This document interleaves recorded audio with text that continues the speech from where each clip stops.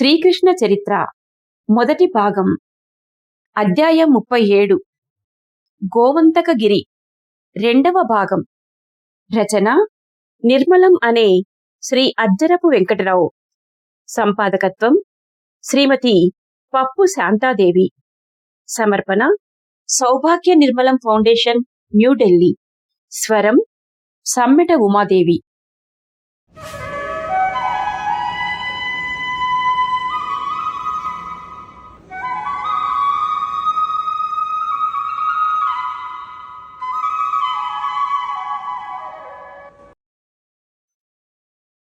కొండ మీదున్న గరుడుల జీవితం బలరామునికి బాగా నచ్చింది. వారికి ఏ చీకు చింత లేదు. వారు ఎవరి జోలికి పోరు. వాళ్లకు కావలసిన ఆహార పదార్థాలు ఆ కొండ మీదే లభిస్తాయి. కొండంతా దట్టమైన అడవి. అడవి నిండా అన్ని రకాల జంతువులున్నాయి. జంతువులను వేటాడి మాంసం తెచ్చుకుంటారు. కొండకు ఒక ప్రక్కన సముద్రం. ఆ వైపుకు పోయి చేపలు తెచ్చుకుంటారు. ఆ కష్టం కూడా పడలేని వారికి పండ్లు కాయలు సమృద్ధిగా లభిస్తాయి. చక్కని నీడనిచ్చే చెట్లు, రంగురంగుల పూలు. వారు నిరంతరం ఆటపాటలలో కాలక్షేపం చేస్తారు. ఎంతసేపు ఆడుకున్నా వారికి ఎలాంటి ఇబ్బంది లేదు. తిండి కొరకు వెతుక్కోవలసిన అవసరం లేదు. మంచినీటి వాగులున్నాయి. నీళ్ల కోసం వెతుక్కోనక్కరలేదు. రంగురంగుల అడవి పూలు కోసి ఆభరణములుగా ధరిస్తారు. కొండలు ఎక్కడం దిగటం, ఒక బండ మీద నుండి మరో బండ మీదికి దుమకడం, చాలా చెలాకీగా స్త్రీలు పురుషులు కూడా కొండ మేకలలా గంతులు వేస్తారు. వాళ్ళు దేనికి కష్టపడనవసరం లేదు. కొండ నిండా కొబ్బరి చెట్లే. కొబ్బరి చెట్లు వాళ్ళకి కల్పవృక్షాలే. అవి వారికి కావలసిన ఆహారాన్నిస్తాయి, బట్టలనిస్తాయి, త్రాగే పానీయమునిస్తాయి, ఇల్లు కట్టుకోవటానికి స్తంభాలు దూలాలు, పైన కప్పడానికి ఆకులను ఇస్తాయి. పడుకోవటానికి చాపలు, వంట చేసుకోవడానికి కట్టెలు లభిస్తాయి. ఆ కొండ మీద అరటి పండ్లు, కర్రపెండలం అంతు లేకుండా దొరుకుతాయి. ఆ జనంతో ఆటపాటలతో కలిసిపోయాడు బలరాముడు. రోజల్లా ఆటలే. కొబ్బరి కల్లుకు అలవాటు పడ్డాడు. దానికి అమృతం అని పేరు పెట్టాడు. అది లేనిదే క్షణం గడవదు. అది లేకుండా పోయిన క్షణం ఉండదు.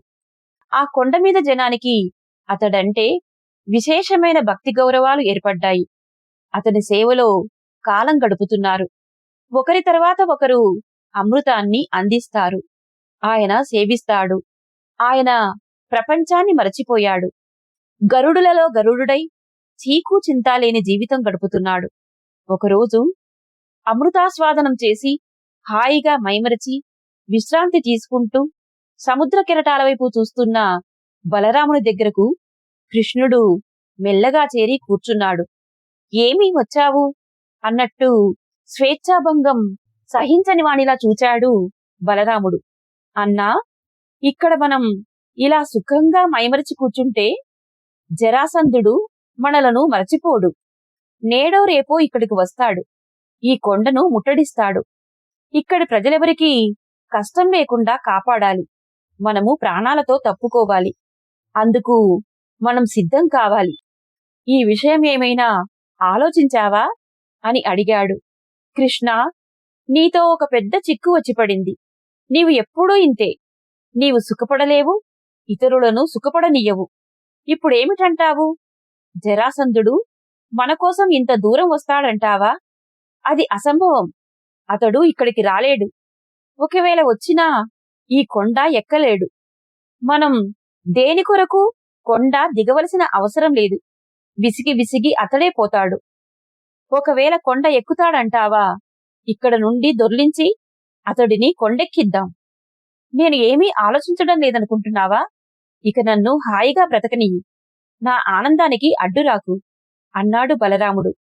చిరునవ్వు నవ్వాడు కృష్ణుడు.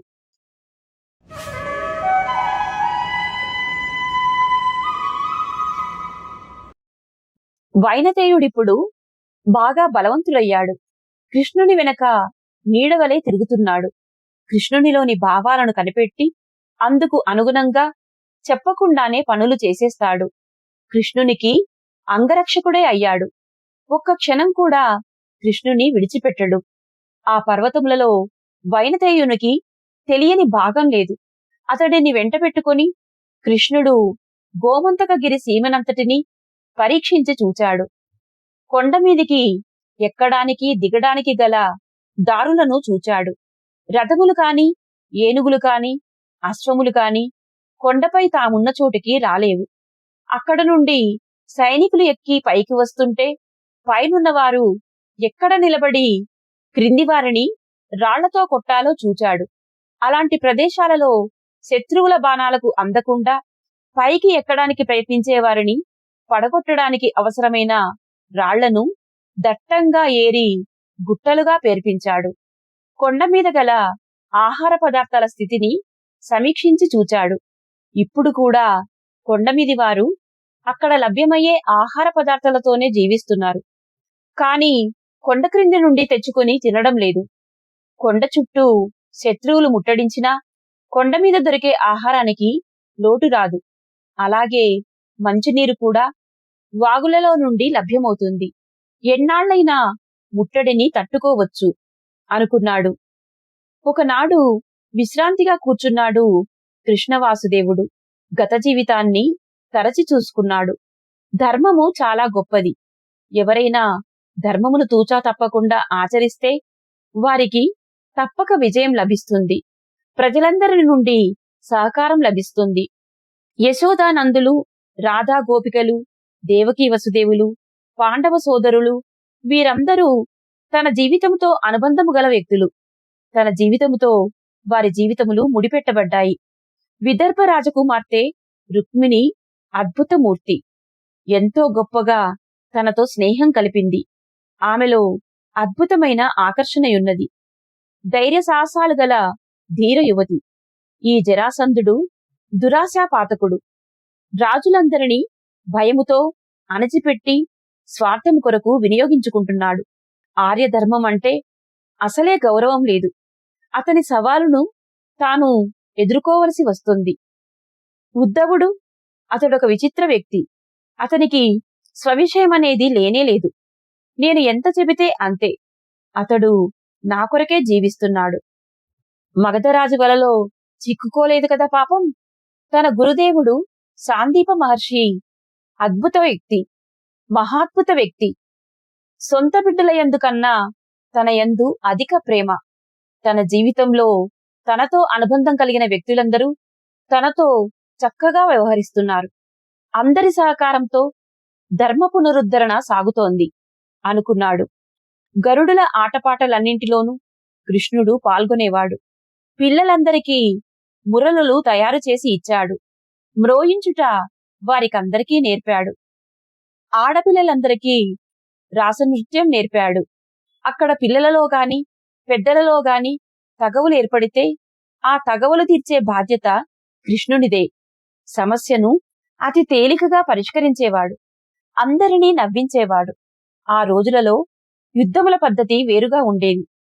సామూహిక యుద్ధములే కాక వ్యక్తి యుద్ధములు కూడా ఉండేవి. ప్రతి వ్యక్తి తనకిష్టమైన ఆయుధములతో సవాలు చేసిన వ్యక్తులను ఎదుర్కోవలసి వచ్చేది. ఎవరికి ఇష్టమైన ఆయుధములను వారు తయారు చేసుకునేవారు. అందుకు కావలసిన శిక్షణను వారు గురుకుల ఆశ్రమములలో పొందేవారు. కృష్ణ బలరాములు కూడా సాందీపాశ్రమములో అలాంటి శిక్షణ పొందారు. కాని ఇంతవరకు వారు ప్రత్యేకమైన ఆయుధములను తయారు చేసుకోలేదు. బలరాముడు గదాయుద్ధములో ప్రసిద్ధుడు. కృష్ణుడు విలువిద్యలో నిపుణుడు. తమకు కావలసిన ఆయుధములను సమకూర్చుకొని జరాసంధుడు వచ్చేలోగా సిద్ధపడాలనుకున్నాడు కృష్ణుడు. ఆ కొండ మీద లోహపు రాళ్లున్నాయి. ఆ రాళ్లను ఆత్రేయుడు హోమగుండంలో పెట్టి కరిగిస్తాడు. కరిగిన లోహం ఆ హోమగుండంలో నుండి కాలువగా పారి యువతలకు వస్తుంది. ఆ తగరాన్ని చల్లార్చి సాగగొట్టి అమ్ముల కొనలు తయారు చేసేవాడు. అది చూచాడు కృష్ణుడు. ఆ ఎర్రని లోహంతో తయారు చేసిన అమ్ముల కొనలు అతనికి తృప్తినీయలేదు. గట్టి ప్రదేశమును అవి చీల్చలేవు. చిగుళ్ళు వంగిపోతున్నాయి. అంత మెత్తటి లోహం పనికిరాదు అనుకున్నాడు. హోమాగ్నిలో వేసినప్పటికీ కరగని రాళ్లను ఒక గుట్టగా పోశాడు ఆత్రేయుడు. ఆ కొండంతా అలాంటి రాళ్లే. ఆ రాళ్లను పరిశీలించి చూచాడు కృష్ణుడు. మరలా హోమగుండంలో వైచి కొబ్బరి చిప్పలతో హోమం చేశాడు. ఆ రాళ్లు కరిగి తెల్లని లోహం ప్రవహిస్తూ వచ్చింది. కృష్ణుడు చాలా సంతోషించాడు. ఆ లోహంతో అమ్ముల మొనలు చేసి పరిశీలించి చూచాడు. ఆ లోహపు కొనలు వంగలేదు. ఇదివరకు దొరికిన ఎర్రలోహపు కత్తులు ఈ తెల్లలోహములను తాకి విరిగిపోయాయి. ఆయుధములు చేసుకోవటానికి ఇదే సరైన లోహమని నిర్ణయించాడు. కొండమీద ఆ లోహపు రాళ్లు సమృద్ధిగా ఉన్నాయి. వాటిని కరిగించడానికి కావలసిన కొబ్బరి చిప్పలు కూడా సమృద్ధిగానున్నవి. ఇది ఇంద్రదేవుని అనుగ్రహం అనుకున్నాడు. ఆ లోహపు రాళ్లు చాలా ప్రోగు చేసి కరిగించి తాను ఉపయోగించదగిన గదను తయారు చేశాడు. తనకు ఎంతో ప్రీతికరమైన చక్రాయుధమును తయారు చేశాడు. కత్తులు కవచాలు తయారు చేశాడు. అనేక రూపాలతో అంతులేనన్ని అమ్ముల కొనలు తయారు చేశాడు. తాను ఈ ఆయుధాలు చేసేటప్పుడు వైనతేయుడు అతని తమ్ముళ్లను ఇతర యువక గరుడులను ఆటలలో నుండి మళ్లించి ఈ పనులలో పెట్టాడు. రాళ్లు ఏరడంతో మొదలుపెట్టే ఈ పరిశ్రమ ఆయుధములకు మెరుగులు పెట్టడంతో ఆఖరవుతుంది.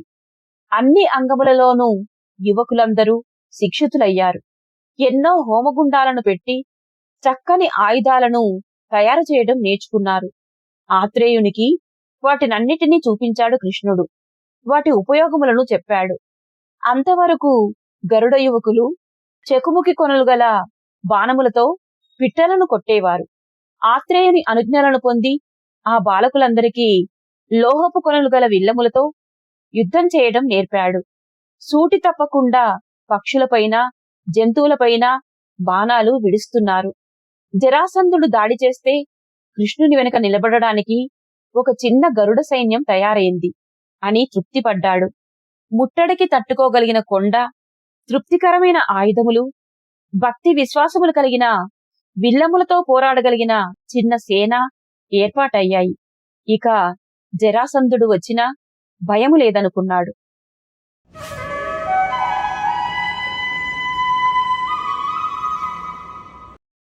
ఒకనాడు కృష్ణుడు వైనతేయుడు కొండవాలులో గల తమ ఆయుధ కర్మాగారంలో పనులు ముగించుకుని పైకి వచ్చేటప్పటికి అక్కడ బలరాముడు విశ్రాంతిగా కూర్చున్నాడు.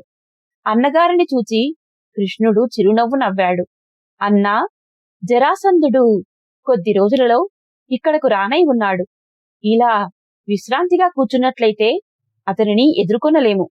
మన జాగ్రత్తలో మనముండాలి. ఆయుధాలను తయారు చేసుకోవాలి. మనకో చిన్న గరుడ సేన తయారైంది.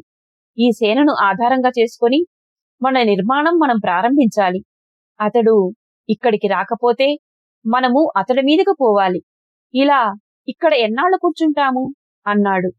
కృష్ణ, జరాసంధుడు ఇక్కడకు ఎప్పుడు వచ్చినా నేను సిద్ధమే అన్నాడు బలరాముడు. ఆత్రేయుని చిన్న కొడుకు ఏదో పనిమీద కరవీరపురం వెళ్లి తిరిగి వచ్చాడు. ఈ రోజు ఇక్కడ బయలుదేరితే రెండవ నాటికి కరవీరపురం వెళ్లి తిరిగి వస్తాడు. ఆ గరుడ బాలుడు కృష్ణుని వద్దకు వచ్చి, ప్రభూ, మీకో వార్త తెచ్చాను అన్నాడు. ఏమిటి గరుడా? కరవీరపురమునకు రాజుగారి స్నేహితులు ఎవరో గొప్ప రాజుగారు వస్తున్నారట. ఊరంతా అందంగా అలంకరిస్తున్నారు. ఆ వచ్చే రాజు పేరెవరో అడిగావా గరుడా? చెప్పారు కాని మరచిపోయాను ప్రభూ. జరాసంధుడు కాదు గదా? ఆ అదే పేరు. ఆయన ఒక్కడే కాదు, ఇంకా ఇతర రాజులతో కలిసి వస్తున్నారట. శ్రీగాళవరాజు వారినందరినీ రమ్మని చెప్పాడట. అయితే మనం సిద్ధం కావాలి అన్నాడు కృష్ణుడు. ఈ వార్త వినడంతో బలరాముడు అమృతాన్ని విదిలించి లేచాడు.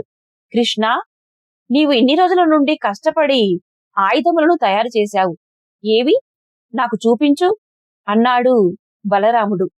కృష్ణుడు, గరుడు బలరాముని ఒక పాకలోనికి తీసుకువెళ్లి మీద కప్పిన తాటి ఆకులను తొలగించి విల్లులు, అమ్ములు, గదలు చూపించారు.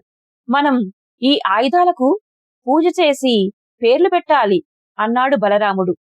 నేను సిద్ధంగా ఉన్నాను. నీవు ఇంకా తయారు చేసుకోవాలి కదా. మనం ఎల్లుండి చేద్దాం ఆయుధ పూజ. నా ఆయుధాలు కూడా అప్పటికి తయారవుతాయి అన్నాడు బలరాముడు.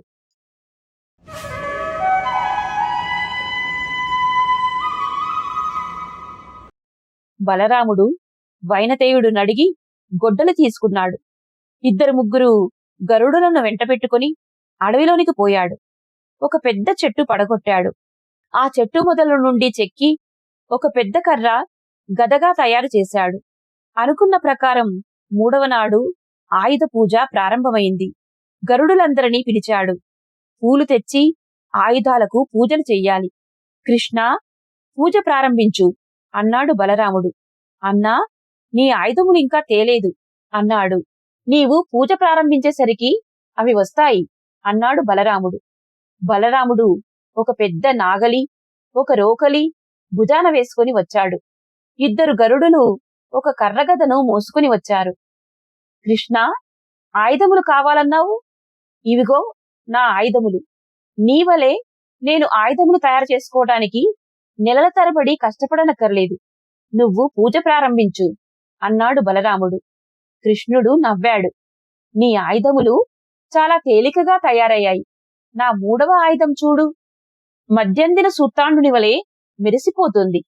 ఆ చక్రపు అంచును చూడు, 100 పళ్ళు ఎంత పదునుగా ఉన్నాయో చూడు. ఆ ప్రక్కనే మరొకటి ఉన్నది. దానిమీద కప్పిన తాటి ఆకులను తీసేశాడు. అవన్నీ కవచపు భాగాలు. కృష్ణుడు చెప్పిన ప్రకారం తయారు చేయబడ్డాయి. ఆ కవచాన్ని గరుడులే తయారు చేశారు. కరవీరపురము నుండి మణులను తెప్పించి వాటిని పొదిగి కృష్ణునికి కిరీటము తయారు చేశాడు గరుడు. ప్రభు, దానిని మీ కొరకు నేను స్వయముగా తయారు చేశాను. ఇది మీరు ధరించాలి అన్నాడు. ఆ ఆయుధాలను, కవచాలను, కిరీటాన్ని ఆశ్చర్యంగా చూచాడు బలరాముడు. చాలా బాగున్నాయి కృష్ణ, వీటికి పేర్లు పెట్టాలి. ముందు నీ ఆయుధముల పేర్లు చెప్పు. కృష్ణ, ఈ నాగలి పేరు సంవర్ధకము, ఈ రోకలి పేరు సన్నంద అన్నాడు బలరాముడు. ఈ చక్రము పేరు సుదర్శనం, ఈ గద పేరు కౌముదకి అన్నాడు కృష్ణుడు. ఆయుధాలకు పూజలు చేశారు. అన్నా, గరుడు నా ఆయుధాలకు సంరక్షకుడు. అతడు నా ధ్వజమును పట్టుకుంటాడు. అతడు దగ్గరున్నా లేకపోయినా నాది గరుడ ధ్వజము. తమ్ముడు, ఇప్పుడు జరాసంధుని రాని మన తడాకా చూపిద్దాం అన్నాడు బలరాముడు. గరుడులంతా ఆ సోదరుల చుట్టూ తిరుగుతూ నాట్యం చేశారు. వారి మీద పువ్వులు చల్లారు. శత్రువులంటే మాకేమీ భయము లేదని భేరీలు మ్రోయించారు.